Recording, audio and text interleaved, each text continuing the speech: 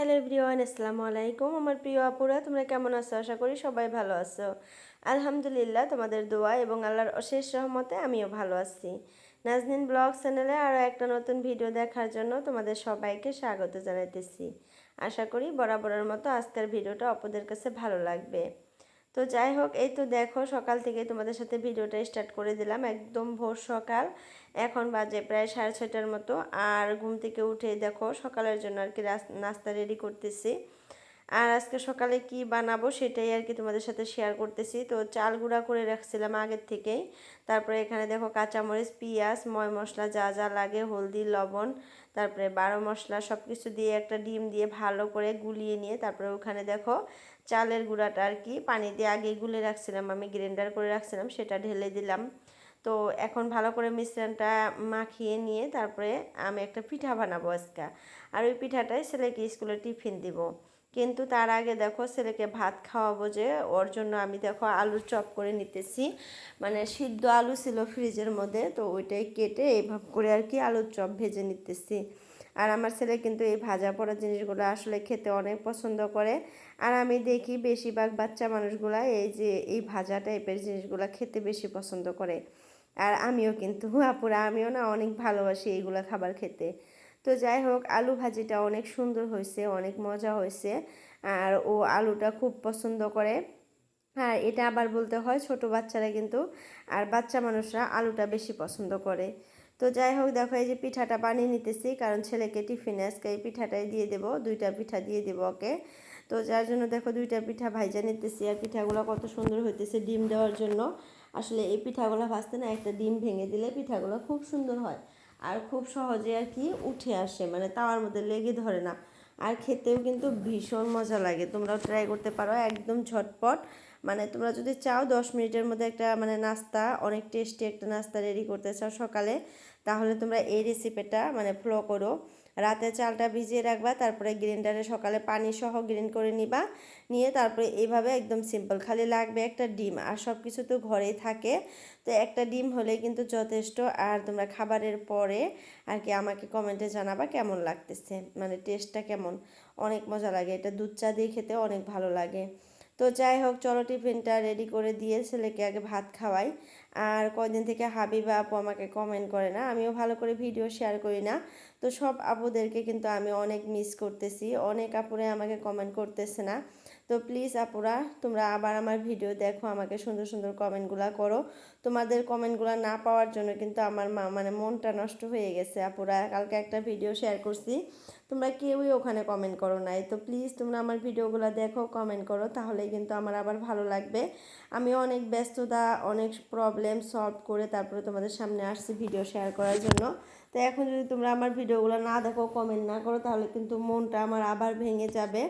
তো প্লিজ তোমরা আমার ভিডিওগুলো দেখো, লাইক কমেন্ট সব কিছু করো আগের মতো আবার। আর আমার ভিডিওতে কিন্তু কমেন্ট আসে কিন্তু লাইকটা কম আসে। প্লিজ আপনারা তোমরা ভিডিওর শুরুতে একটা লাইক দিয়ে দিও, জাস্ট একটা লাইক দিয়ে দিলেই হবে। তারপরে যদি তোমাদের ভিডিওটা ভালো লাগে, যে অংশটা ভালো লাগবে সেটুকু তোমরা কমেন্টের মধ্যে লিখে দিলে তাই যথেষ্ট। তো যাই হোক, অনেক দিন থেকে একটা আপু আমাকে কমেন্ট করে না, আপুটার নাম হলো রূপা আপু। রূপা আপুকে আমি অনেক মিস করি, কারণ রূপা আপু আমাকে অনেক সুন্দর সুন্দর কমেন্ট করতো, আর অনেক বড় বড় খুব সুন্দর করে লিখতো। আমার মানে অনেক ভালো লাগতো, একদম আপন একজন বোনের মতো লাগতো। তো কিছুগুলা কিন্তু আপু থাকে, মানে কিছুগুলা ভিউয়ার্স থাকে যারা এত সুন্দর করে কমেন্ট করে আর নিজের মতো করে আর কি ভালোবাসা দেয়, তাদের জন্য কিন্তু আলাদা করে একটা ভালোবাসা জন্মায় মনের মধ্যে। তো দেখো এই যে রূপা আপুকে আমি এখনও মনে রাখছি আর এখনও মিস করি, কারণটা তোমরা বুঝতেই পারতেছো কতটা পরিমাণে আমাকে ভালোবাসতো। তো যাই হোক আপু, তুমি যদি আজকে আমার ভিডিওটা দেখতেছো বা কোনো দিন যদি দেখো, তাহলে প্লিজ তুমি কেমন আছো, কোথায় আছো, কমেন্টে জানাবা। আর আমি সবসময় তোমার জন্য দোয়া করি তুমি স্বামী সন্তান সংসার নিয়ে খুব ভালো থাকো, তোমার দিনগুলো যাতে খুব ভালো কাটে, এটাই দোয়া করি। তো যাই হোক, হাবিবা আপু আমার ভিডিও দেখো, লাইক কমেন্ট করো। আরও অনেক আপুরা আছে, নামগুলো আমার মনে আসতেছে না, মানে ভিডিও ভয়েস ওভার করতে এসে না নামগুলো আসলে মনে থাকে না। তো মনে হইলে বা ওই মোবাইলটা যদি নিয়ে আসতাম, তাহলে কিন্তু আপুদের নামগুলা মানে বলে দিতে পারতাম। তো যাই হোক, তোমরা ভিডিওগুলো দেখো আর কমেন্ট টমেন্ট করো। তো দেখো আমার ছেলে কিন্তু স্কুলে চলে গেল, ওকে ভাত ছাত খাওয়াই একদম রেডি সেডি করে ওকে মানে দিয়ে পাঠাইলাম। এখন আমি রান্না বান্না স্টার্ট করে দেবো দুপুরের জন্য। আর তোমাদের ভাই এখনও ঘুম থেকে উঠে নাই, উঠলে কিন্তু একসাথে আমরা দুইজনে মিলে চাটা খেয়ে নেবো আজকে। তো এই তো দেখো জঙ্গলের মধ্যে আছি, মানে এখানে কেন আসছি জানো? এই যে আমার ফুল গাছ দেখো, ফুল গাছে এত ফুল কিন্তু ফুল নাই। তো আমি ভোল খোঁজার জন্য আসছিলাম, ভোল নিয়ে ভাজি করতাম, কিন্তু দুইটা ভোল আছে একদম ছোট ছোট। তো যার জন্য আর নেওয়া হলো না, ভোলটাও ভাজি করা হলো না। তো দেখি এই জাংলায় কি কি আছে, যদি এই জাংলায় কিছু ভাজি করার মতো পেয়ে যায় তাহলে নিয়ে নিব। তো এখানে মানে খুঁজতেছিলাম কি পাওয়া যায়। ভোল তো ভাজি করা হইলই না, তো অন্য কিছু যদি পাই সেটাই ভাজি করব। এখন কিন্তু আমার বটবটি গাছে একদমই বটবটি ধরে না, আর ভোল গাছে ধরবে এখন। তো যাই হোক দেখো এখানে তিনটা তিতা করলা পেয়ে গেছি, আর এই তিতা করলা তিনটা কিন্তু একটা আলু মিক্স করে দিয়ে যদি আমি ভাজি করি তাহলে কিন্তু আমাদের দুইজনের আরাম মতো মানে হয়ে যাবে, কারণ আমরা দুইজন মানুষ। তো তিনটা করলা মানে ভুজুরি করলে আর একটা আলু দিয়ে অনেকখানি কিন্তু হয়ে যায়। তো ওইটাই আজকে ভাজি করে খাবো। আর এখানে দেখো ঘরে যাওয়ার আগেই ভাবলাম যে ফুল গাছগুলোতে একটু পানি দেই, অনেক দিন থেকে আর কি ফুল গাছগুলোতে পানি দেই না, তো যার জন্য দেখো এই যে ফুল গাছগুলোতে পানি দেওয়ার জন্য চলে আসলাম। আর আজকে কিন্তু আপুরা আমি অনেক রাতে ভয়েস ওভার করতেছি, আমার কিন্তু ঘুম চলে আসতেছে। বাড়িতে অনেকগুলো মেহমান আসছিলো, তাদেরকে রান্না বান্না করে খাওয়াইছি, তারা চলে গেল। তারপরে মেয়েকে খাওয়াইছি, তারপরে কিন্তু এখন বাজে প্রায় 10:30টার মতো আর কি, 10:30টার সময় মেয়েকে ঘুম পাড়াইছি। তো এখন বাজে 11:30টার মতো। তো এখন কিন্তু আমি ভয়েস ওভার করতেছি, মানে কি ঘুম পাড়াইতে, মেয়েকে ঘুম পাড়াইতে গেলে না আমারই ঘুম চলে আসে। তারপরে ওকে ঘুম পাড়িয়ে যখন উঠে এসে ভয়েস ওভার করতে বসি তখন কিন্তু আমার অনেকটাই ঘুম চলে আসে চোখে, মনে হয় একদম চোখে মুখে ঘুম দিয়ে ভর্তি, এখন শুয়ে পড়লে অমনি ঘুম ধরবে। তো সেই সময়টাতেই কিন্তু আমাকে ভয়েস ওভার করতে হয়, তার জন্য কত টাইমে কিন্তু আমার ভয়েসটা একটু ডিফারেন্ট শোনা যায়। তোমরা আর কি মানিয়ে গুছিয়ে নিও। আর আমি কিন্তু তোমাদের নাজনীন আপুই, এক এক দিন এক এক রকম শোনা যায় হয়তো ভয়েসটা। তো যাই হোক দেখো ফুলের গাছগুলোর পাতাগুলো একটু ভালো করে মুছে দিতেছি। এগুলো মাঝে মধ্যে মুছে দিতে হয়, যেহেতু বাইরে ধুই না, বৃষ্টির পানিও পড়ে না। তো মুছে দিলে কিন্তু অনেকগুলা করে আর কি নোংরা বের হয়, আর পাতাগুলাও কিন্তু সুন্দর হয়, মানে গ্রো করে খুব সুন্দর। আর এই ধুলাগুলা মানে লাগে থাকলে পাতাগুলা কিন্তু অত সহজে ভালো করে গ্রো করতে পারে না গাছগুলা। তো যাই হোক চলে আসলাম ঘরে, এখন আমি দেখো খিড়কি টিড়কিগুলো আগে মেলে দিতেছি, তারপরে রান্নাঘরে চলে যাব। তো এই ঘরের খিড়কিটা জাস্ট খালি মেলে দিলাম, রান্নাঘরে যাই এখন রান্না স্টার্ট করে দেব আবার। তো এই যে দেখো পাতাগুলা কি সুন্দর করে আমি উপরে দিয়ে দিছি, মানি প্লান্টের যা আর্টিফিশিয়াল পাতাগুলা ছিল ওগুলা কিন্তু এখন আমি উপর দিয়ে খুব সুন্দর করে লাগিয়ে রাখছি। আর এগুলো না ভিডিও করা আছে, কিন্তু তোমাদের সাথে আমি শেয়ার করতে পারতেছি না। এই পাতাগুলো যেদিনকে আমি লাগাইছিলাম ওগুলো দিন কিন্তু আমি ভিডিও করে রাখছিলাম, কিন্তু সেই ভিডিওগুলো শেয়ার করার আর কি সময় হইতেছে না, শেয়ার করব খুব তাড়াতাড়ি। তো চলো এখন এই যে সবজিগুলো কেটে নেই, মানে এই যে করলাটা কেটে নেই, করলাটা ভাজি করব। আর মাছ ভুনা করব, মানে বল মাছ কষাবো, ভুনা বলতে কি কষাবো, মানে একটু ঝোল ঝোল করে আর কি কষাবো বেশি করে পেঁয়াজ দিয়ে। তো এইগুলা দিয়ে আজকে দুপুরের খাবার খাবো। আর বর্তমানে এত গরম করে পুরা মনে হয় ডাল ভাজি ভর্তা লেবু স্যালাড পাঁপড় আচার এগুলাই কিন্তু অনেক মজা লাগে খেতে। মাছ মাংসর প্রতি তেমন একটা মানে আগ্রহ হয় না খাবার। তো তারপরেও মাঝে মধ্যে খেতে হয়, ফ্রিজে মাছ থাকে নষ্ট হবে সেটা ভেবে কিন্তু মাছ মাঝে মধ্যে আর কি রান্না করে খাই। তো যাই হোক এখানে দেখো এই যে তিতা করলাটা একটু লবণ দিয়ে আর কি মাখিয়ে রাখলাম যাতে তিতা পানিটা বের হয়ে যায়। তো এটা সাইডে রেখে দিয়ে এখানে আলু ভুজুরি করতেছি, আলুটা দিয়ে দেব। আর তিতা করলা ভাজি করতে খালি করলা ভাজি করলে কিন্তু অতটা মজা লাগে না, একটা আলু মিক্স করে দিয়ে ভাজলে কিন্তু খুবই টেস্ট হয়। আর করলা ভাজি কিন্তু একটু তেলটা বেশি লাগে, মানে অন্য ভাজিতে তুমি যদি একটু তেল কমও দাও তারপরেও খাওয়া যায়, কিন্তু আমার হিসাবে আর কি করলা ভাজিতে তেলটা একটু বেশি করে দিয়ে চপচপা করে ভাজলে একটু লাল লাল করে খেতে কিন্তু ভীষণ পরিমাণে মজা হয়। যারা আর কি খেতে চাও না তিতা করলা তিতা লাগে বলে এইভাবে করে ভেজে খাইয়ে দেখো, তিতাও লাগবে না, টেস্টটাও অনেক মানে সুন্দর একটা টেস্ট পাওয়া যায়। আর তিতা করলা একটু লবণ দিয়ে মাখিয়ে পানিটা ফালাইয়া দিলে কিন্তু অতটাও তিতা লাগে না। আর তিতা করলা খাইতে কি মানে খাওয়ার কিন্তু অনেক উপকার, এটা খাইলে কিন্তু শরীরের জন্য অনেক উপকার হয়। তো তার জন্য কিন্তু একটু মাঝে মধ্যে মেডিসিন ভেবেও আর কি খাওয়া লাগে এগুলো, সে জিনিস আসলে আমরা খাই না, অনেকেই আছি এই জিনিসগুলো একদম অ্যাভয়েড করি, খেতেই চাই না।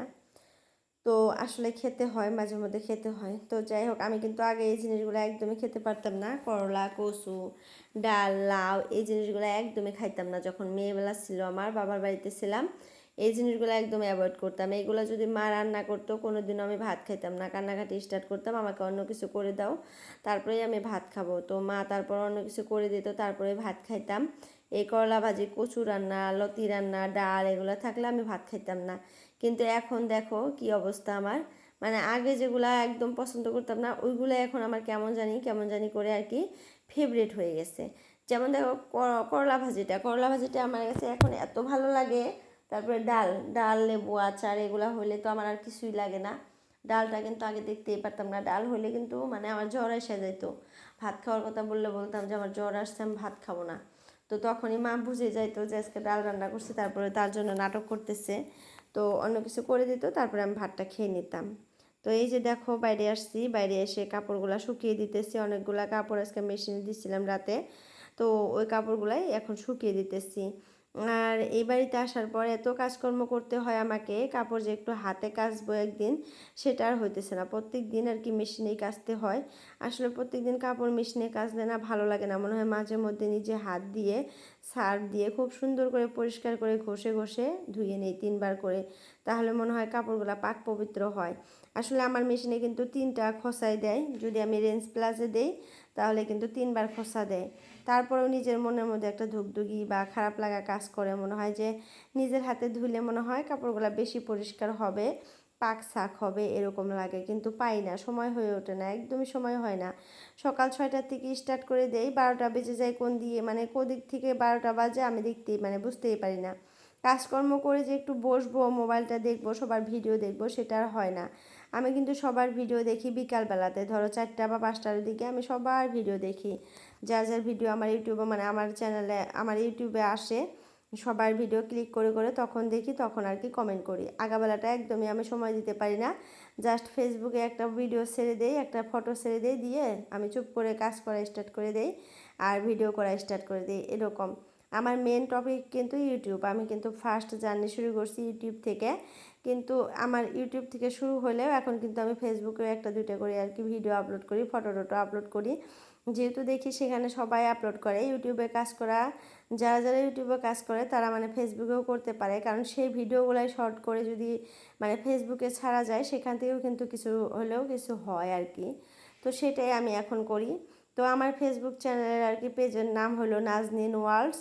তো তোমরা যদি চাও ভিজিট করতে পারো, তোমরা দেখতে পারো আমার মানে ফেসবুক পেজে কিভাবে ভিডিও আপলোড করি, কি ভিডিও আপলোড করি, তোমরা আর কি চাইলেই কিন্তু দেখতে পারবা নাজনীন ওয়ার্ল্ড। তো তোমরা দেখো, আর যদি ভালো লাগে মানে পেজটা ফলো করে দিও। তো এখানে দেখো সবাই মিলে এখন চা খাবো, মানে সবাই মিলে বলতে গেলে আমি আর তোমাদের ভাইয়া দুজনে মিলে এখন চাটা খেয়ে নেবো। মেয়ে ঘুম পাড়তেছে, এদিক দিয়ে চা খাওয়ার জন্য বসে পড়ছি, আর অমনি মেয়ে কান্নাকাটি স্টার্ট করে দিচ্ছে, মানে উঠে পড়ছে। তো তোমাদের ভাইয়া দৌড়ে গিয়ে নিয়ে আসলো। তো নিয়ে এসে যে দেখো এখন 3জন মিলে চাটা খেয়ে নেই আর পিঠা ভাজা নিতেছি, এদিকে গরম গরম পিঠা ভাজতেছি আর এদিকে খাইতেছি। তো ভালোই লাগতেছে, আজকে অনেক দিন পর আর কি পিঠাটা ভাজছি, তো খুবই মজা লাগতেছে।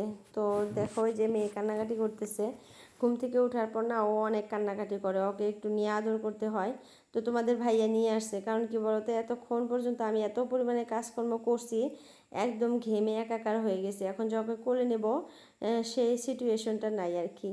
তো তার জন্য কোলে নিলাম না, তোমাদের ভাইয়াকে বললাম যে তুমি একটু নিয়ে খাও একটু কষ্ট করে, আমি তো ঘেমে চড়ে একদম অবস্থা শেষ, আরও কাজকর্ম অনেক আছে, তাড়াতাড়ি করে কাজগুলো করে নেই, তুমি থাকতেই, তুমি চলে গেলে আবার কান্নাকাটি করবে। তো যার জন্য তোমাদের ভাইয়া চাটা খেয়ে ওকে নিয়ে ওই বিছানায় ঘুমিয়ে আছে। আমি ভাবলাম যে না উঠানটা আগে ঝাড়ু দেই, কারণ বাইরে যখন কাজ করতে আসবো না ও পিছন পিছন আসে, আর বাইরে একটু একটু পানি আছে, পিছলা পড়বে, কাপড় চোপড় একদম নোংরা করে ফেলে। তো যার জন্য তোমাদের ভাইয়া থাকতেই আমি বাইরের কাজগুলো করি, যাতে ওকে নিয়ে বাইরে আসতে না হয়, ওকে নিয়ে ঘরের ভিতরে কাজগুলো করতে পারি খুব সুন্দর করে। আর ঘরের ভিতরে কাজ করতে কিন্তু অতটা কষ্ট হয় না, যেহেতু ঘরের ভিতর রোদ বৃষ্টি কিছুই লাগে না। কিন্তু বাইরের কাজগুলো করতে কিন্তু একটু সমস্যা হয়, বৃষ্টি আসলেও সমস্যা হয়, আবার রোদ উঠলেও কিন্তু সমস্যা হয়। রোদ উঠলে কিন্তু অনেক পরিমাণে গরম লাগে, মানে ঝাড়ু দেওয়া বলো যে কোনো কাজ বলো করতে ইচ্ছা করে না। তো যার জন্য দেখো এই যে উঠানটা ঝাড়ু দিয়ে নিলাম, ওইদিকে আমার যা উঠান ঝাড়ু দিতেছে, এদিকে আমি আর ও আমার সাথে কথা বলতেছে একটু দাঁড়িয়ে দাঁড়িয়ে, তো ওর সাথে একটু কথা বললাম আর কাজ করা স্টার্ট করে দিলাম আবার। তো উঠানটা ঝাড়ু দেওয়া একদম কমপ্লিট। তো এই পাশে দেখো ঝাড়ু দিতেছি, ওই পাশে ঝাড়ু দেওয়া শেষ, যেহেতু অনেক বড় একটা উঠান, তো তো ঝাড়ু দিতে কিন্তু অনেকটাই সময় লাগে আপুরা, এত পরিমাণে কষ্ট লাগে আমার এখন উঠানটা ঝাড়ু দিতে, ইচ্ছা হয় না আর যে উঠানটা ঝাড়ু দিই। তো মনে হয় এই গাছগুলো যদি আমি কেটে ফেলতে পারতাম কেটে ফেলতাম, মানে এত পাতা পড়ে সারাদিন। এটা গাছ নাম হলো গামারি গাছ। তো গামারি গাছে কিন্তু অনেক পাতা হয় আর পাতাগুলো কিন্তু সবসময় ঝরে ঝরে পড়তেই থাকে, এত বিরক্ত লাগে। মানে উঠানটা ঝাড়ু দিয়ে ঘরে আসবো, 10 মিনিট পর দেখবো কি জায়গাটা একদম পাতা দিয়ে ভর্তি হয়ে গেছে। তো তখন কিন্তু ব্রেনটা আসলে কেমন জানি পাগল পাগল লাগে, যে একবার কাজগুলো করলাম আবার করতে লাগবে এরকম লাগে। তো যাই হোক, দেখো এই পাশেও ঝাড়ু দিয়ে নিলাম। আর এই যে দেখো ফুলের গাছগুলো কত সুন্দর দেখা যাইতেছে, আর এই গাছগুলো এখন হয়ে উঠতেছে। এই পাশের গাছগুলো কিন্তু জাস্ট খালি আমি লাগাইছি, এখনও হয় নাই। আর এই যে বেগুন গাছগুলো একদম মরে গেছিলো, আবার বৃষ্টির পানি পায়ে পায়ে আবার সুন্দর করে আর কি গ্রো করতেছে। আর মানে হয়তো বেগুনও ধরবে, আবার নতুন করে বেগুন ধরবে। তো এই পাশে হাত মুখ ধুয়ে এখন ঘরে চলে যাব, ঘরের কাজগুলো করব। মানে খাবারের পর ডাইনিং টাইনিং সব এমনি রাখছিলাম, সব এখন মিছিল করে পরিষ্কার করে নেই। আর তোমাদের ভাইয়া দেখো এই ঘরে চলে আসছি, মানে সব কাজ করে এই ঘরে চলে আসলাম, দেখি কি করে। তো এই যে দেখো দুই মা আর মানে মেয়ে বাপ এইভাবে বসে বসে মানে গল্প করতেছে ফোনের মধ্যে। তো আমি এই পাশে কাজ করতে করতে অস্থির, আর এ পাশে দুইজনে মিলে কি আরাম। আসলে মানে ছেলে মানুষের কিন্তু আরামটা একটু বেশি মেয়ে মানুষের থেকে। তো যাই হোক, ভিডিওর এই পর্যায়ে এসে আপনাদের কাছে একটা রিকোয়েস্ট করি, যদি কেউ নতুন আসো আমার মানে চ্যানেলে, প্লিজ চ্যানেলটা সাবস্ক্রাইব করো। তো বাই বাই, আল্লাহ হাফিজ, সবাই সুস্থ থেকো, ভালো থেকো।